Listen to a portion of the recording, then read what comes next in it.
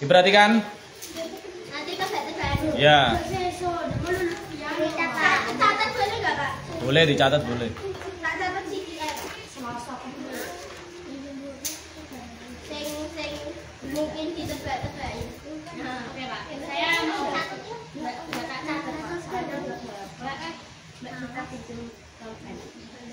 Wes. Ini Pak Idam ulangi sedikit. Ya, didengarkan semuanya. Didengarkan semuanya. Nanti pertanyaannya dari sini soalnya.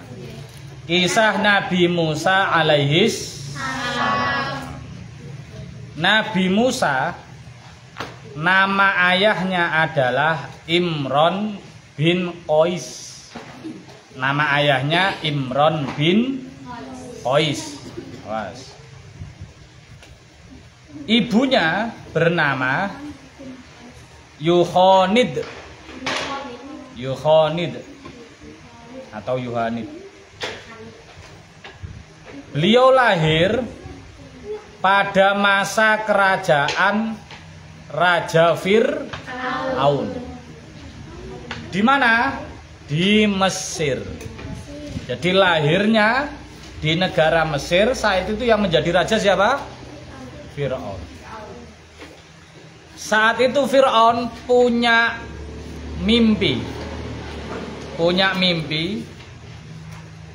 yaitu ada api yang datang dari kaum Bani Israel, apinya lalu menyambar ke kerajaan dan membumi hanguskan kerajaannya, membakar seluruh kerajaannya. Mimpinya itu ada api yang muncul dari kaum Bani Israel, satu perkampungan budak, lalu menuju ke istananya Raja Fir'aun, lalu membakar habis.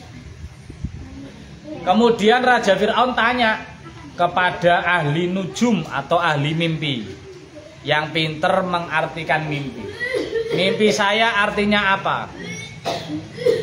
Ternyata mereka mengatakan suatu saat nanti akan lahir seorang laki-laki, bayi laki-laki yang tumbuh dewasa menjadi seorang nabi dan menghancurkan kerajaan Fir'aun. Yes. Lalu Fir'aun mengeluarkan peraturan, mengeluarkan undang-undang. Semua bayi laki-laki harus diapakan? Harus dibunuh. Ya, para ibu hamil yang melahirkan anak laki-laki, maka bayinya harus dibunuh. Sedangkan kalau bayinya perempuan diapakan? Dibiarkan hidup. Kemudian ibu Nabi Musa tadi namanya siapa? Ayo, masih ingat? Ibunya Nabi Musa, Yuhonid. Saat itu hamil dan melahirkan bayi laki-laki. Karena khawatir bayinya akan dibunuh, maka ibunya memasukkan bayinya yang diberi nama Musa ke dalam keranjang kecil. Dan diapakan? Dihanyutkan di sungai apa namanya? Sungai Nil, pinter. Di Sungai Nil, masih ingat ya beberapa cerita yang lalu. Lalu dibiarkan hanyut. Oh, sambil melepas kepergian putranya, sedih. Keranjang bayi tadi sampai di kerajaan Fir'aun ternyata. Yang menemukan adalah istrinya Raja Fir'aun. Namanya Siti Asiyah. Namanya siapa? Siti Asiyah.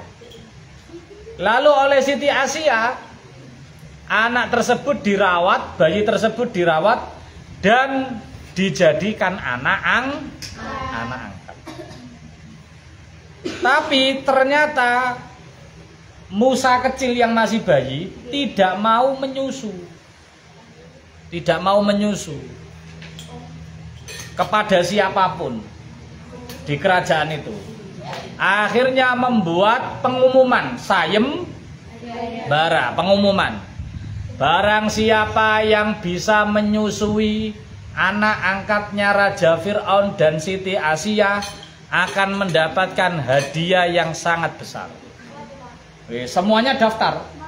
Ya, uang, harta itu. Semuanya daftar.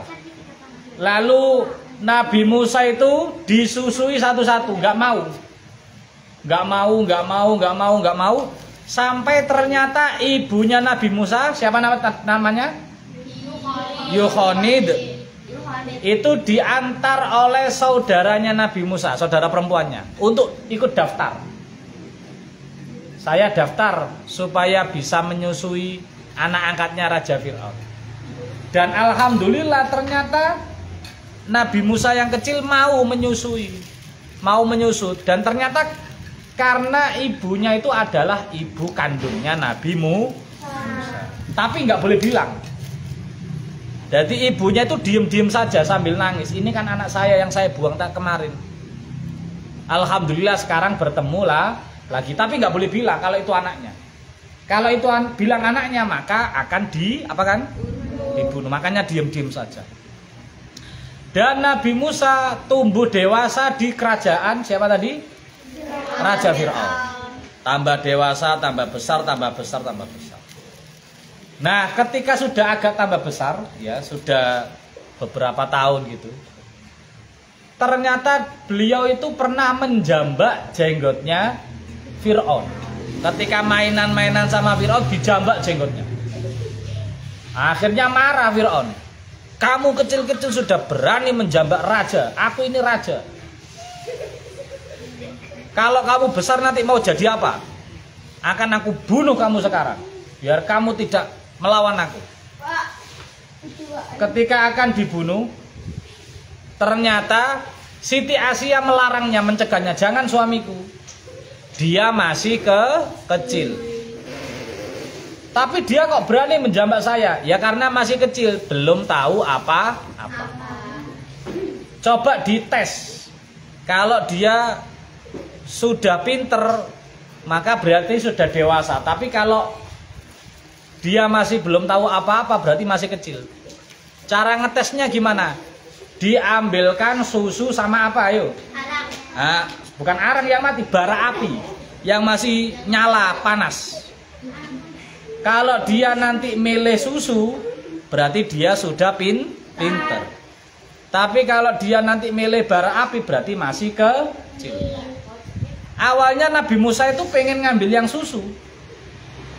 Maka oleh Allah memerintahkan malaikat Jibril untuk memindahkan tangannya Nabi Musa supaya ngambil bara api.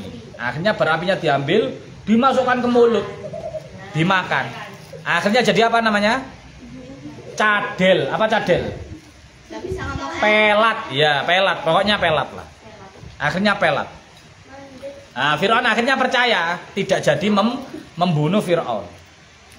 Kemudian Nabi Musa tambah dewasa, tambah besar, melihat rakyatnya Raja Fir'aun sengsara, kasihan. Bani Israel menjadi budak, sedangkan kaum Kibti menjadi bangsawan kaya raya yang semena-mena, suka mendolimi orang, suka menganiaya orang, termasuk khususnya Bani Israel. Nah, suatu saat Nabi Musa bertemu dengan dua orang yang bertengkar. Satunya itu dari kaum Kibti bangsawan, satunya dari kaum Bani Israel yang miskin, yang jadi budak. Nabi Musa membela kaum Bani Israel yang miskin. Yang kaum Kipti yang kaya raya bangsawan ditampar, pok. Akhirnya apa? Langsung mati. Ya, kaum Kipti tadi, bangsawan tadi langsung mati. Nabi Musa akhirnya dikejar sama pasukan karena mau dituntut karena telah membunuh kaum Kipti. Nabi Musa melarikan diri. Nabi Musa melarikan diri ke negara namanya Madyan. Apa? Madyan. Tadi dari mana asalnya? Mesir, pinter. Kemudian melarikan diri ke Madyan. Di Madian, Nabi Musa bertemu dengan sekelompok orang yang menggembala kambing. Tahu menggembala ya? Mengantarkan kambing ke padang rumput. Nah, ketika itu waktu minumnya kambing, ada air ya, ada seperti sumur kecil gitu, tempat minum. Itu kambingnya orang-orang minum di situ. Tapi ada 2 gembala perempuan yang tidak mengantarkan kambingnya ke tempat minum, cuma menunggu di kejauhan. Loh, Mbak, kenapa kok kambingnya tidak ikut minum kayak punya orang-orang? Nggak bisa, Mas. Soalnya di sana sudah penuh tempatnya. Sesek. Nanti saya yang perempuan ini kalah sama yang laki-laki. Ya udah, saya tolong untuk meminumkan kambingnya. Akhirnya Nabi Musa itu badannya besar sekali, kuat besar sekali. Akhirnya kambingnya diantarkan, disingkirkan tadi, kemudian bisa minum sampai puas. Lalu kambingnya diantarkan kembali ke kedua perempuan tadi. Ini Mbak sudah selesai. Terima kasih ya Mas. Langsung karena malu langsung pulang. Cuma langsung pulang. Nabi Musa, ya cuma gitu aja, ya nggak dikasih hadiah apa-apa, ya udah wis nggak apa-apa, nolong orang dengan ikhlas. Lalu ketika pulang ternyata 2 anak perempuan ini adalah anaknya Nabi Syuaib. Nabi Syuaib. Loh, Dok, kok sudah pulang? Kan biasanya pulangnya agak sore, hampir malam baru pulang. Iya ya, kita tadi ditolong seorang pemuda. Dia sangat kuat membantu untuk meminumkan kambing-kambing kita. Ayah, umpama orang itu diberi upah, diberi apa namanya, bayaran, itu malah bagus. Diberi hadiah malah bagus. Ya sudah, panggil saja pemuda itu, supaya nanti kita beri makan, kita beri minum, kita beri hadiah. Lalu salah satu itu manggil. Kembali lagi ke tempat tadi, Nabi Musa masih ada di sana, duduk-duduk di bawah pohon. Mas, jenengan dipanggil Bapak, mau diberi hadiah dan diberi makanan. Alhamdulillah, terima kasih. Akhirnya diantarkan ke rumahnya.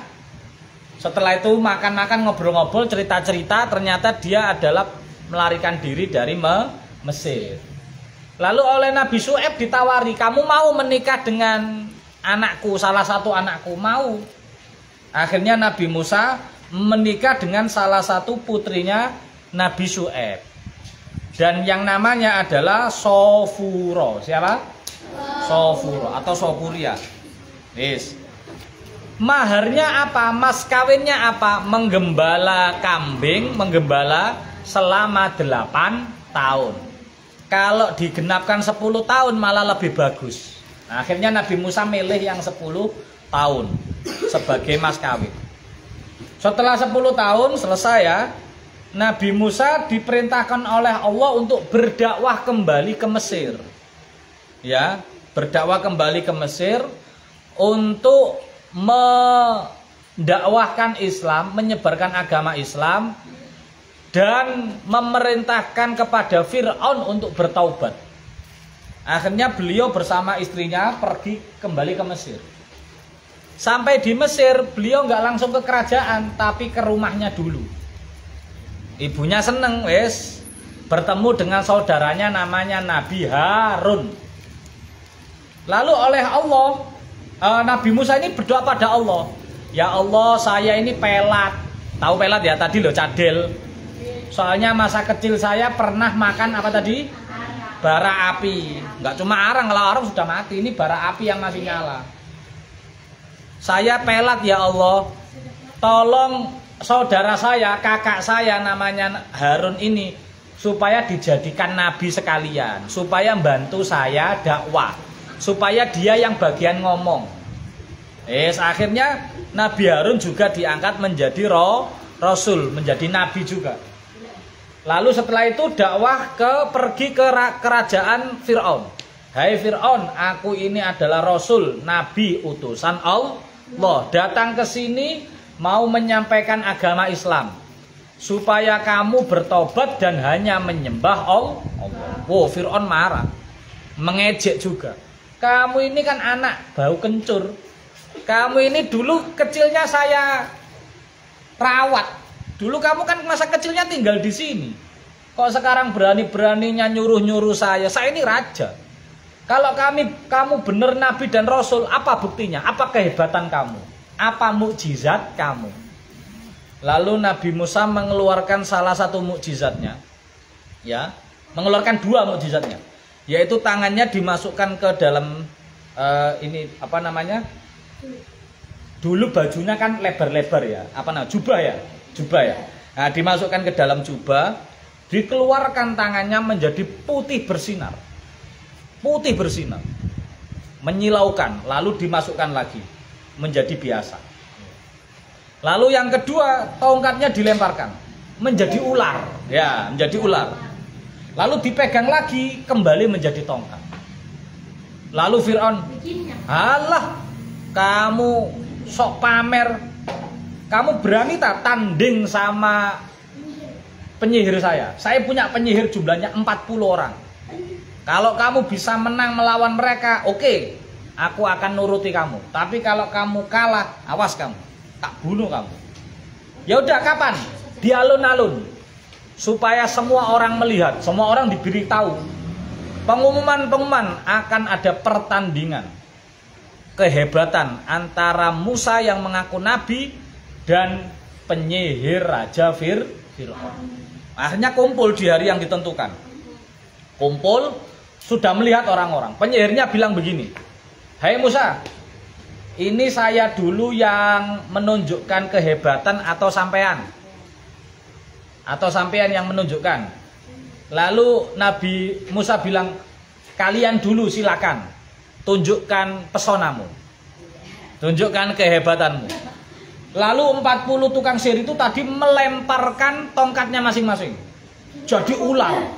40 orang itu 40 tongkat jadi ular semua. Lalu Nabi Musa melemparkan tongkatnya ganti. Akhirnya jadi anakonda. Tahu anakonda? Ular raksasa. Yang ular-ular 40 tadi dicaplok semuanya. Dimakan semuanya. Kemudian ularnya Nabi Musa itu dipegang lagi, berubah jadi tongkat lagi. Semua 40 penyihir tadi lalu kemudian bertobat, ampun Nabi Musa, saya mengakui kehebatanmu dan saya mengakui bahwa kamu adalah benar-benar nabi dan rasul utusan Allah.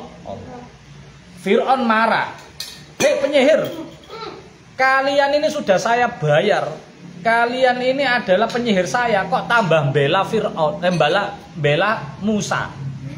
Berarti kamu nentang saya, jangan-jangan Musa ini adalah bosmu. Jangan-jangan kamu sekongkol, tahu sekongkol ya? Kerjasama. Jangan-jangan kalian kerjasama. Kalian akan saya bunuh, akan saya salib, akan saya potong secara silang. Tangan kanan kamu tak potong, kaki kiri kamu tak potong. Tak. Akhirnya diancam seperti itu. Penyihirnya nggak takut. Kami tidak takut, kami hanya takut kepada Allah. Wes. Akhirnya Nabi Musa dan kaum Bani Israel melarikan diri pergi dari Mesir supaya tidak dianiaya, didolimi, ditindas, dijajah oleh Fir'aun. Tapi Fir'aun tahu rencananya. Wah, Nabi Musa bersama dengan Bani Israel melarikan diri. Kita kejar, kita bunuh mereka semuanya. Semua kerajaan kita kerahkan, semua pasukan kita kerahkan, tidak ada yang tinggal. Semuanya ikut mengejar Nabi Musa dan Bani Israel. Ternyata Nabi Musa baru sampai Laut Merah. Saat Laut Merah tidak bisa lewat karena nggak ada jembatan, nggak ada kapal. Kalau mau kembali malah dibunuh Fir'aun. Bagaimana caranya Nabi Musa, kita nggak bisa renang. Ini jauh sekali, ini lautan luas. Nah, Nabi Musa mengeluarkan mukjizatnya lagi, memukulkan tongkatnya ke laut dan kemudian terbelah. Lautannya terbelah menjadi 12 jalan. Semua kelompoknya Nabi Musa itu jumlahnya 12. Ada beberapa kelompok. Akhirnya lewat masing-masing. Alhamdulillah kita bisa lewat dengan selamat. Setelah itu dari belakang Raja Fir'aun ngejar. Loh, mereka bisa lewat tengah laut. Kok hebat itu? Oh, itu nggak hebat itu sihir itu tipuan itu. Kita kejar mereka. Setelah Nabi Musa selesai, semuanya sudah sampai di seberang. Fir'aun kemudian datang bersama pasukannya sampai di tengah-tengah. Ketika di tengah-tengah kemudian lautan menutup lagi dan mereka mati semua. Nah, setelah itu belum selesai. Setelah itu Nabi Musa ya pernah berguru, pernah menjadi murid Nabi Khidir. Nah, Nabi Musa itu pernah sombong sedikit. Ya. Nabi Musa itu ditanya sama kaumnya, Nabi Musa sampean kok hebat sekali, bisa mengeluarkan tongkat berubah jadi ular, bisa menjadikan tangan putih, bisa menyelamatkan kita dari Fir'aun, bisa membelah lautan. Bahkan ketika kita kehausan, tongkatnya Nabi Musa dipukulkan ke batu, kemudian batunya mengeluarkan 12 mata air.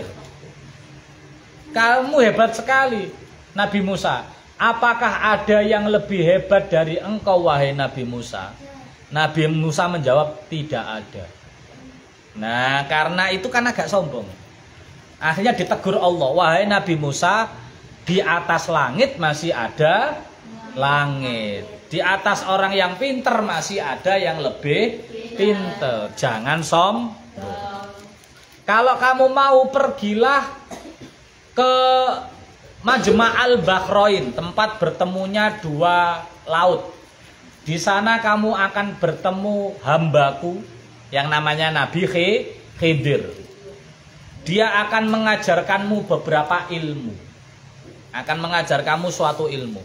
Akhirnya Nabi Musa mengajak santrinya, mengajak muridnya. Namanya Yusha bin Nun. Siapa? Yusha bin Nun. Bukan ngajak Nabi Harun, bukan. Ngajak Yusha bin Nun. Lalu diajak, karena Yusha itu kuat orangnya. Untuk melakukan perjalanan berhari-hari tanpa makan, kuat dia. Akhirnya mereka bawa ikan, ya, bawa apa namanya? Seperti kalau di sini itu iwak asin, tahu ya? Ya pokoknya ikan lah, yang nanti sudah siap dimakan. Nanti kita makan kalau kita lapar. Oh ya, wes akhirnya naik kapal mencari orang namanya Nabi Khidir. Dicari, tiba-tiba di tengah lautan ikan yang tadi mau dimakan itu untuk bekal hidup ikannya. Terus meloncat ke laut. Ikannya itu berubah jadi ikan. Nabi Musa nggak tahu itu. Yang tahu adalah Yusha bin Nun, tapi lupa ngasih tahu Nabi Musa, lupa. Lalu ketika sudah waktunya lapar, Nabi Musa bilang, ayo kita makan siang, ayo kita makan, kita sudah lapar ini. Loh, Nabi Musa, Masya Allah, saya lupa, maaf. Tadi ikannya hidup dan meloncat ke lautan kemudian menjadi ikan. Nggak bisa saya tangkap. Loh, tadi loncatnya di mana? Di sana. Ayo kita kembali. Di sanalah tempatnya nanti saya bertemu Nabi Khidir. Kemudian kembali kapal. Dan benar di sana ketemu dengan Nabi Khidir. Lalu Nabi Musa bilang, saya mau berguru menjadi muridmu Nabi Musa, supaya saya mendapatkan ilmu dari kamu. Kata Nabi Khidir, kamu tidak akan kuat. Tuh, saya ini orang kuat. Insya Allah saya akan kuat. Ya udah, kamu boleh ikut saya melakukan perjalanan, tapi syaratnya satu, jangan tanya-tanya. Apa? Jangan banyak tanya. Udah, lihat aja. Udah lihat aja, nggak usah tanya-tanya. Lalu kita kemana? Sekarang kita mau pergi ke seberang. Kita numpang kapal orang. Numpang, bukan nyewa, bukan bayar, numpang. Kita numpang kapal orang. Pak, saya mau ke seberang, bolehkah saya numpang kapal jenengan? Oh boleh, silakan mas. Akhirnya masuk. Setelah masuk, naik kapal. Di tengah-tengah tiba-tiba Nabi Khidir melubangi kapalnya. Dicodok kapalnya. Lubang. Terus Nabi Musa kaget. Nabi Musa langsung bertanya, Nabi Khidir, ini kan kita numpang kapalnya orang, kok malah dirusak. Nabi Khidir bilang, tadi saya sudah bilang kamu nggak akan kuat, jangan banyak tanya, jangan tanya-tanya. Terus Nabi Musa, Masya Allah saya lupa, ya udah maafkan saya, wes. Tapi anehnya ketika dilubangi itu nggak ada air yang masuk. Lubang, kapalnya itu lubang tapi nggak ada yang masuk, airnya itu nggak masuk. Akhirnya kapalnya ya nggak tenggelam sampai di seberang. Ketika sampai di seberang, kemudian Nabi Khidir sama Nabi Musa melanjutkan perjalanan lagi. Di tengah perjalanan lihat ada anak kecil-kecil main-main. Sini, Mas Dwi sini. Dipanggil, dicekek, mati anak kecil. Nabi Musa kaget, loh, ini anak kecil belum punya dosa, anak kecil nggak salah apa-apa kok kasihan.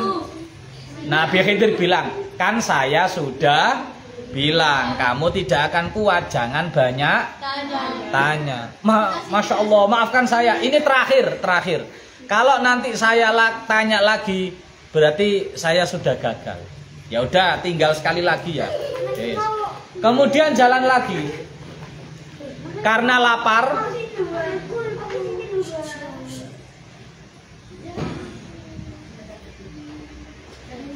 sudah. Karena lapar akhirnya ke kampung. Ya, ke kampung minta makanan ke orang kampung. Ya kayak ngemis.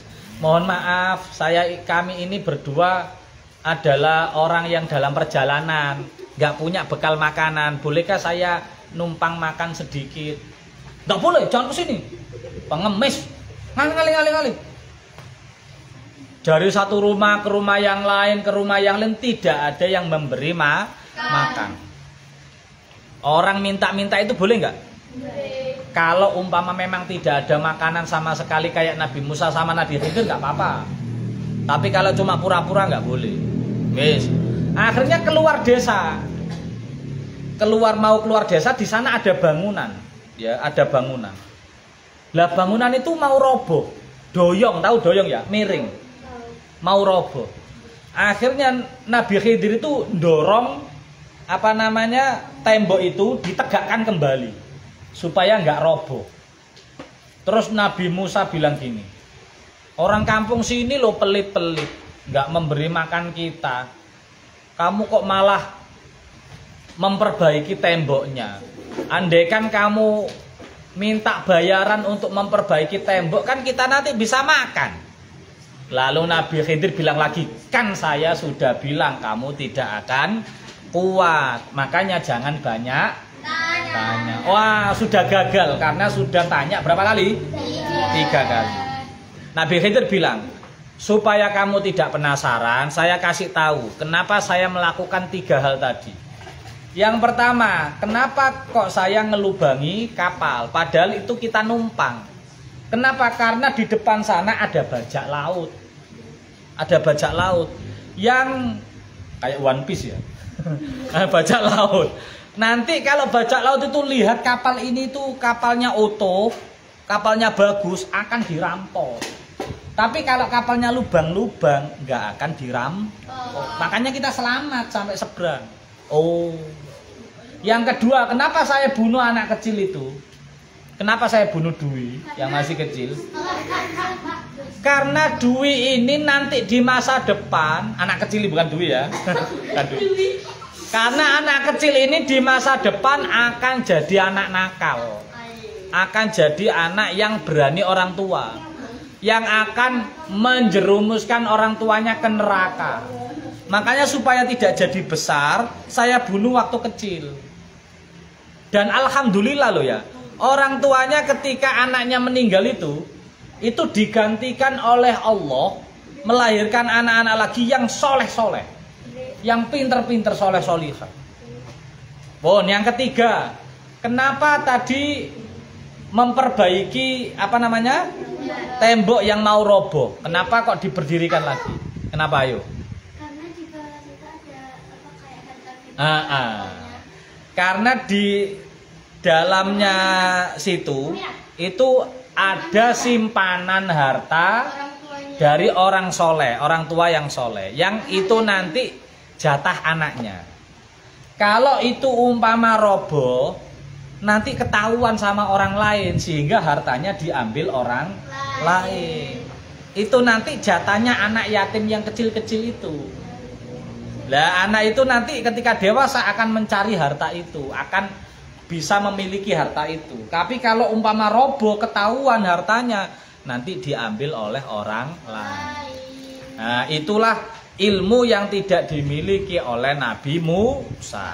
Makanya Nabi Musa saja tidak boleh sombong. Pun setelah itu Nabi Musa itu menerima kitab Taurat. Kitab apa namanya? Taurat. Kitab Taurat. Ya. Ketika menerima kitab Taurat, perjalanan menerima kitab Taurat, kan Nabi Musa meninggalkan Nabi Harun, meninggalkan Bani Israel, kaumnya. Terus pesan sama saudaranya, siapa tadi nama saudaranya? Kakaknya? Nabi Harun. Nabi Harun, saya mau pergi mengambil kitab Taurat. Nanti kalau saya pergi, kaum saya ini, Bani Israel dijaga. Jangan sampai syirik, jangan sampai murtad. Harus dijaga, harus tetap sholat, harus tetap ngaji, nggak boleh jadi syirik. Nabi Musa puasa 40 hari. Setelah itu pergi ke gunung, ke bukit namanya Tursina. Apa? Tursina. Bukit. Apa bedanya bukit sama gunung? Pinter. Kalau gunung itu tinggi, kalau bukit itu ya rendah lah, ya biasa. Pergi ke bukit Tursina itu bersama 70 orang. Berapa? 70 orang untuk nanti menerima kitab Taurat. Lah Nabi Musa juga punya mukjizat, bisa berkomunikasi dengan Allah. Tapi ya dengan batin ya, bukan dengan mulut, bukan. Lah Nabi Musa karena bisa berkomunikasi dengan Allah, mendapatkan mukjizat berkomunikasi kepada Allah, mendapat julukan Musa Kalimullah. Apa julukannya? Kalimullah. Setelah itu pulang, yaitu nabi yang bisa berkomunikasi dengan Allah, itu Kalimullah. Lalu setelah nimang kitab Taurat, dibawa pulang ke Bani Israel dan kaget, ternyata kaumnya banyak yang menyembah patung anak sapi. Loh, langsung marah. Marahnya ke siapa? Nabi Harun. Nabi Harun dipanggil, Mas, bagaimana sih sampean? Bahkan marahnya itu sampai jambak jenggotnya. Aduh. Sampean itu gimana sih? Kan saya pesen nih supaya menjaga kaum saya, supaya tidak syirik, tidak murtad, tidak menyekutukan Allah. Kok malah mereka sekarang menyembah patung apa? Patung anak sapi kecil. Gimana ceritanya? Ini karena patungnya buatan Musa Samiri. Siapa? Nah, hampir sama namanya ya. Namanya Musa Samiri. Siapa Musa Samiri? Musa Samiri ini adalah seorang anak yang hasil zina, yang dibuang di gunung. Ya, dibuang di gunung, di gua, dan dirawat oleh malaikat Jibril. Dirawat langsung oleh malaikat Jibril masa kecilnya itu. Ketika agak dewasa, Musa Samiri ini melihat malaikat Jibril tuh naik kuda, kayak kuda poni mungkin. Ya, naik kuda. Yang kudanya ini terbang, kuda terbang. Dan ketika mau terbang itu kakinya nginjak tanah, langsung terbang. Lah, tanah yang bekas injakan kudanya malaikat Jibril itu diambil, disimpan. Ternyata ini jadi tanah sakti, menjadi tanah sakti, bekas pijakannya kudanya malaikat Jibril. Ini udah tanah sakti. Kenapa sakti? Karena tanah ini dimasukkan ke patung anak sapinya bisa ngomong. Anak sapinya bisa ngomong. Terus Musa Samiri tadi itu bilang ke orang-orang, wahai Bani Israel, Nabi Musa sekarang pergi meninggalkan kalian. Dia mencari Tuhan. Tuhannya lo ada di sini. Ini loh. Tuhannya ini. Patung ini. Ini Tuhan ini. Loh, kalau kamu nggak percaya, lihat patung Tuhan ini bisa ngomong. Nabi Musa itu nyari ini. Iya ta, masa bisa ngomong? Bisa. Coba kamu tanya, kamu siapa? Langsung patungnya itu bisa bersuara. Aku adalah Tuhan. Aku adalah Tuhan, sembahlah aku. Aku adalah Tuhan. Akhirnya banyak orang yang percaya. Semuanya akhirnya menyembah siapa? Patung anak sapi. Terbuat dari emas. Emas semuanya. Lah, itu ceritanya. Oh, berarti yang membuat gara-gara ini Musa Samiri. Iya, Nabi Musa ngamuk, patungnya dihancurkan. Biar. Terus Nabi Musa bilang ke orang-orang, kalau dia benar Tuhan, tidak mungkin bisa dihancurkan. Masa Tuhan bisa dihancurkan? Diinjak-injak, masa mau Tuhan? Nah, kemudian terus kita gimana? Kalian harus bertobat. Yang tadi menyembah patung anak sapi harus bertobat. Caranya bertobat bagaimana? Bunuh diri. Cara bertobatnya adalah bunuh diri. Iya, dikumpulkan di lapangan, terus membawa senjata tajam masing-masing, lalu turun awan hitam menyelimuti mereka, gelap, terus senjata tajam ini disabetkan ke pinggir-pinggirnya. Sehingga dia bisa membunuh temannya, temannya juga bisa membunuh dia. Iya, dia nggak tahu membunuh siapa, tapi dia akhirnya juga terbunuh. Akhirnya habis semua, meninggal semua. Itu cara taubatnya kaumnya Nabi Musa. Sedangkan Musa Samiri dihukum juga, dibunuh. Karena telah menyebabkan orang menjadi tersesat, menjadi murtad, keluar dari agama Islam. Itu tadi kisahnya siapa? Bahkan siapa namanya? Musa Samiri itu dibuang ke tempat terpencil. Ada satu riwayat dibuang ke tempat yang terpencil. Tidak punya teman pun. Sudah ya? Nanti pertanyaannya dari situ. Ingat ya, pertanyaan nanti dari situ. Kita doa sama-sama. Bismillahirrahmanirrahim. Wal 'ashr innal insana lafi khusr illal ladzina amanu wa 'amilus sholihat wa tawasau bil haqqi wa tawasau bis sabr. Subhanakallah wa bihamdika asyhadu an la ilaha illa anta astaghfiruka. Assalamualaikum warahmatullahi wabarakatuh. Waalaikumsalam warahmatullahi wabarakatuh. Yes. Dikosongin di alfa. Pokoknya sudah telat di alfa. Udah nggak ikut doa. Pun, biarin. Pun pertanyaannya. Siapakah nama saudaranya Nabi Musa?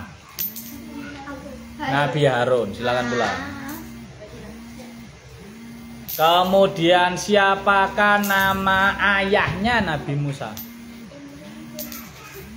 Aku Imran bin Qais. Imran bin Qais, silakan pulang. Siapakah nama mertuanya Nabi Musa? Ayo mertua. Ayo. Apa? Ayo mertua. Nabi Syuaib, pinter. Siapakah nama istrinya Nabi Musa? Oh, istrinya kok. Ayo istrinya. Istrinya.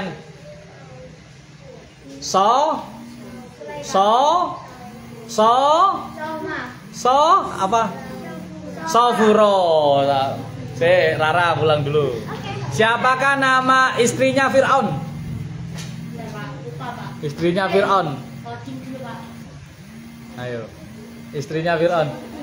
Siti Asia, silakan pulang. Kemudian kemanakah Nabi Musa melarikan diri? Bukan melarikan dirinya ke negara apa namanya? Belum. Madian namanya. Silakan ulang. Kemudian di manakah Nabi Musa membelah lautan? Nah, apa? Laut Merah, ya. Tenggelamnya. Kemudian silakan, Mas. Ini. Mas Jiwa. Yes. Pun pulang semua, pinter. Langsung salin. Kali Ya, Pun.